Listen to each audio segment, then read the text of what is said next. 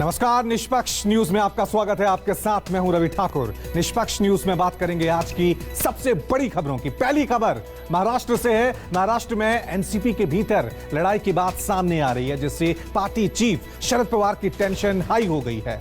इस पर पूरी रिपोर्ट आपको दिखाएंगे। और दूसरी खबर कर्नाटक से है। विधानसभा चुनाव के लिए बीजेपी ने अपने 40 स्टार प्रचारकों की लिस्ट जारी की है। इस लिस्ट में कौन कौन है और क्या ये स्टार प्रचारक प्रदेश में बीजेपी की सत्ता बरकरार रख पाएंगे, इसकी रिपोर्ट भी आपको दिखाएंगे। और तीसरी खबर राजस्थान से है। प्रदेश में जारी सचिन गहलोत की जंग कैसे होगी कम, इस पर रिपोर्ट देखिएगा। और चौथी खबर बिहार से है, जहां बेलगाम बालू माफियाओं ने खनन अधिकारियों को दौड़ा कर पीटा। मामला गरमाने के बाद प्रदेश के खनन मंत्री मौका वारदात पर पहुंचे थे। क्या हुआ, इस पर भी आपको रिपोर्ट दिखाएंगे।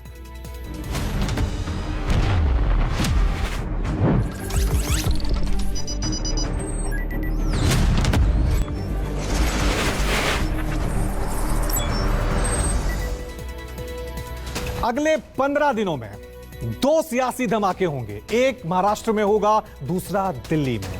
3 दिन पहले जो बात वंचित बहुजन अघाड़ी प्रमुख प्रकाश आंबेडकर ने कही थी, अब शरद पवार की बेटी सुप्रिया सुले ने भी वही बात दोहरा दी है। यानी अजीत पवार भले ही एनसीपी में जीने मरने की कस्में खा रहे हों, लेकिन उनकी गुपचुप मुलाकातें मराठा क्षत्रप की परेशानी बढ़ा रहे हैं। शरद पवार सावधान तो हो गए हैं, लेकिन सवाल है कि क्या वो अजित पवार की राहें रोक पाएंगे?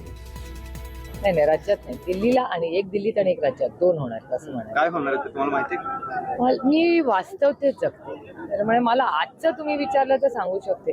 15 दिवसाचं मला खरंच माहिती. दिल के फफोले जल उठे सीने के दाग से, इस घर को आग लग गई घर के चिराग से।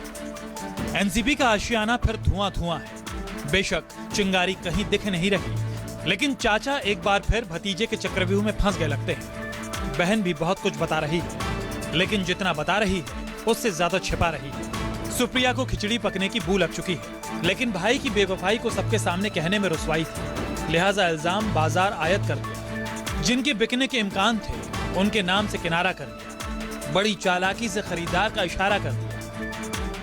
एक लोकप्रतिनिधी म्हणून खूप जबाबदारी असतात, त्यामुळे मला गॉसिपसाठी एक तर वेळ मिळत नाही. दादा काम 24/7 करतो, पण दादाला प्रेसशी बोलणं हे फारसी त्याच्या तो कामात व्यस्त असल्यामुळे त्याला कमी वेळ मिळतो प्रेस. खूब पर्दा है चिलमन से लगे बैठे हैं, साफ छुपते भी नहीं, सामने आते भी नहीं। सुप्रिया सुले ने ना तो विधायकों की नाराजगी से इनकार किया, ना ही उनके बीजेपी के साथ जाने की अटकलों को स्वीकार किया। लेकिन मीडिया वालों का सवाल पहले से तय था।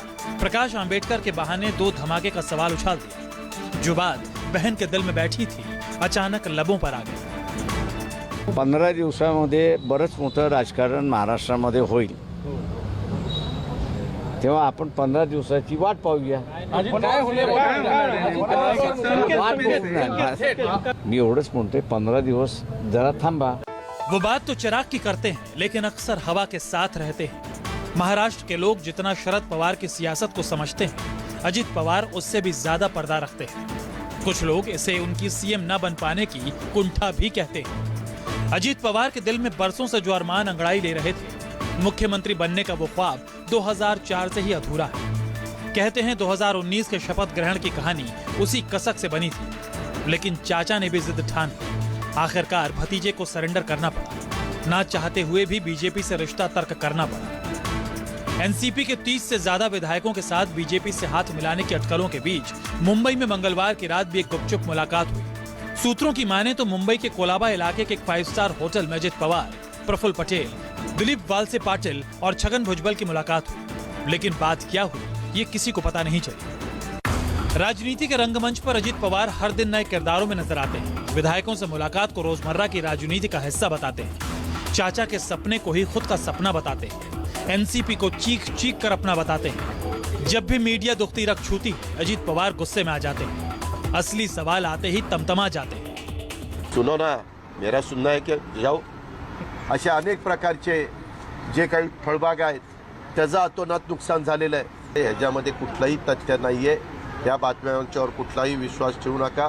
जो काही निर्णय त्या बाबतीमध्ये उद्याच्याला पार्टी म्हणून घेतला जाईल तो सगळे मिळून त्या बाबतीमध्ये घेतील.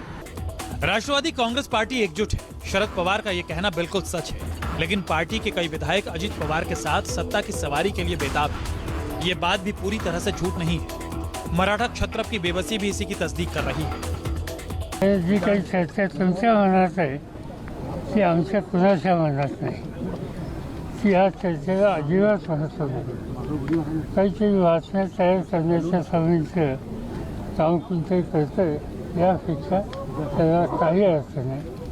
मी राष्ट्रवादी काँग्रेस पक्षापुरतं सांगू इच्छितो की राष्ट्रवादी काँग्रेस पक्ष त्यांच्या पक्षात काम करणारे आमचे सगळे सहकारी एका विचारानं पक्षाला शक्तिशाली कसं करायचं या भूमिकेत आहेत। त्याच्यापासून दूसरा कुठला विचार कुणाच्याही मनात नाही। न भोर की किरण झूठी थी, न फडणवीस और अजित पवार की शपथ झूठी थी। 2019 में अजित पवार ने जो चतुराई दिखाई थी, चाणक्य चाचा की जिद के आगे वो कामयाब न हो पाई थी। 4 साल बाद भतीजे की लालसा फिर हिलोरे मार रही है। चाचा इस शातिर सियासत से सावधान हो चले। माझी काही बैठक नाही, आता याच्यानंतर माझा देहूला कार्यक्रम आहे आणि देहूचा कार्यक्रम करून रात्री मुक्कामाला मी मुंबईला राहणार आहे। मी वर्तमानपत्रात वाचलं की अशा अशी काहीतरी आमदारांची बैठक आहे, अगदी 100% खोटी गोष्ट आहे। अशी काही बैठक नाही, कुणी बोललेलं नाही। पक्षाचे अध्यक्ष हे सध्या त्यांच्या भागात काय त्या नगरपालिका नाही मार्केट कमिटी त्यांच्या निवडणुकीच्या प्रक्रियामध्ये आहेत। दुसरे जे पक्षाचे नेते जे आहेत अजित पवार ते याच कामामध्ये बाकीच्यांना मार्गदर्शन करत आहेत। तिसरं याशिवाय या कामात लक्ष घालण्याची जबाबदारी दुसऱ्या कोणावर नाही, त्यामुळे हे लोक यांच्या कामात गुंतलेले मी माझे ठरलेले कार्यक्रम खुले करतो। सियासी गलियारों में खबर यही है कि अजित पवार जो कुछ भी करने जा रहे हैं उसके स्क्रिप्ट इस बार भी बीजेपी ने ही दी। लेकिन पिछली बार दूध की जली बीजेपी इस बार छाछ भी फूंक फूंक कर पी रही है। उनका जो नकाब वो हमने उतार दिया। जिस तरह से इस देश की अपोजिशन की जो पार्टीज है ये तोड़ने के लिए जिस तरह से केंद्रीय जांच एजेंसी का इस्तेमाल किया जा रहा है, सबसे ज्यादा इस्तेमाल बंगाल, पश्चिम बंगाल, महाराष्ट्र, बिहार में हो रहा है, आपने देखा होगा। तो मुझे लगता है हम सब लोग इस षड्यंत्र के खिलाफ लड़ने के लिए तैयार हैं और डट के लड़ेंगे। सिर्फ नरेंद्र मोदी जी को हराने के लिए, ताकि नरेंद्र मोदी जी जाएं तो उनका भ्रष्टाचार का सल्तनत बचे। और ये देश की जनता देख रही है, भ्रष्टाचारी हारेंगे, देश जीतेगा। भाजपा अब बेशर्मी के साथ इस पर उतर आई है। पहले थोड़ा बहुत ढक मूंद के होता था, अब तो खुलेआम हो रहा है। जहां जहां गैर भाजपा सरकारें हैं वहां उन्होंने राज्यपाल को इस काम के सुपुर्द कर दिया है कि तुम सिर्फ एक काम करोगे, निर्वाचित सरकारों को काम नहीं करने दोगे। ये एक राज्य की कहानी नहीं। शरद पवार जी और उनके साथियों से, उनकी पार्टी के लोगों से कहना चाहता हूं जो उनके साथ सीनियर सहयोगी हैं, जरा शरद पवार जी को पूछ लिया कीजिए कि वो क्या कहना चाहते हैं।